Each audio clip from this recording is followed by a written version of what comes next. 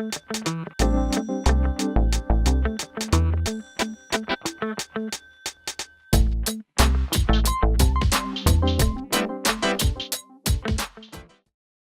order to grow, you need conversation.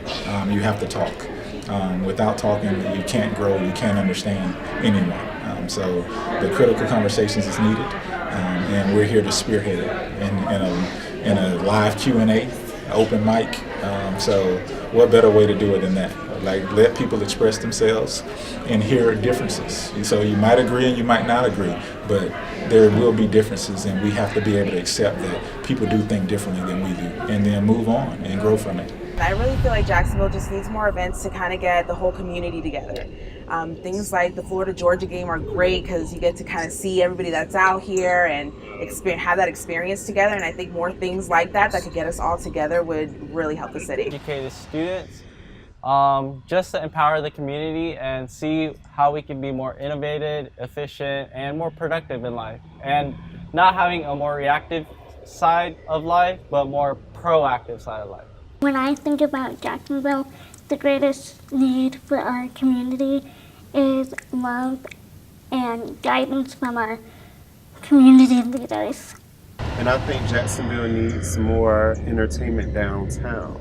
I think we need more innovative and artful things for our citizens to do, more nightlife, more restaurants, just anything to draw people to downtown. I really feel that one of the greatest issues facing Jacksonville is equal access to education, and I think a lot of that stems from poverty. Jacksonville has one of the highest rates of poverty in the Southeast, and so I think that's an issue that our community needs to address. I think a lot of things are being done to address that. When I think about Jacksonville, I think the greatest need is unity. Personally, what I think Jacksonville needs is more dedicated teachers in the schools, and that goes from preschool all the way up to college, to teach these kids, because I've been in class with some of my students and they're so far behind in math, reading, and it's really a shame. I think Jacksonville needs a lot more activities that are totally inclusive of everyone at every level, every economic level, every background.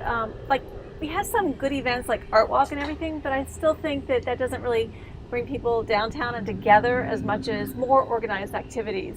I believe that Jacksonville needs better real estate as far as making the buildings that have been abandoned and condemned to reform them into better, more beautiful structures, which will also help the crime rate and stop a lot of the illegal activities happening inside them. What I think Jacksonville needs is a better transportation system for people with disabilities. I ride the JTA buses, and sometimes they take way too long. There was one time that they couldn't find me a driver and I had to rely on my father to come and pick me up, and I feel like that is an issue throughout the entire thing. I've had to wait an hour. I've heard people have had to wait several hours for the bus to get there, and I feel like that's an issue. What I see is economics in Jacksonville because of the great potential that this city has, and actually it's untapped potential. We've got a great natural river that runs through the middle of the city. I can see industry, restaurants, building up all around that and making it a destination point, for Jacksonville. I think that's what the city needs. My initial thought is to just, stay involved over the next 6 months and make sure I try to come to that supper in the spring and listen to the results of the research. At the beginning, I did have my doubts about it, and I did, it changed my whole perspective when I sat there and listened to them. I realized that it's not just about black or white, or it's not just about the flag, or it's just not, it's not, everybody has their own different type of views and their own different type of opinions, and that brought me to an understanding today that everybody should come together, everybody should unite as one. What I think we need to do to become a better city is just to bridge the gap. We need to bridge the gap of division. There's a lot of division here in Jacksonville, but it's not only in Jacksonville, it's actually nationwide. And we've got to bring communities together. This dialogue tonight is a great starting point for us to have, because we've got to start with a dialogue. You got to start with a conversation. You got to get people involved. We got to talk about things that are uncomfortable. We've got to address the elephant that's in the room. We've got to do all these things, hash it out, whether we agree with everything or not. We've got to be able to be adults about it. We can also agree to disagree. That's the beginning of progress. So we talked about racial issues, education, mental health, and law enforcement. And so just finding those different areas around our city that we're not hitting. And we're not hitting it 100% in all those areas. And events like today, we can come in and have a discussion, uncomfortable at times, to really discuss, like, okay, we need to get better here. Let's find a ways to have those uncomfortable conversations so we can move forward. I'm Jane Toria Burton. I'm one of the co-organizers of Bridging the Divide event this evening. And I want to say that when I think about my city, I think one of the greatest needs that I see is equal education.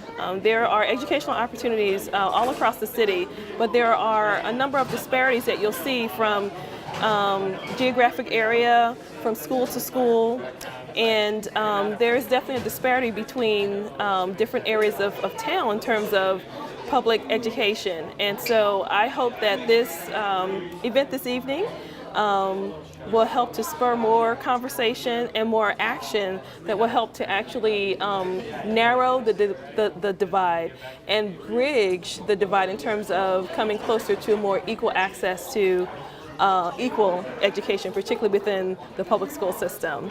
Thank you.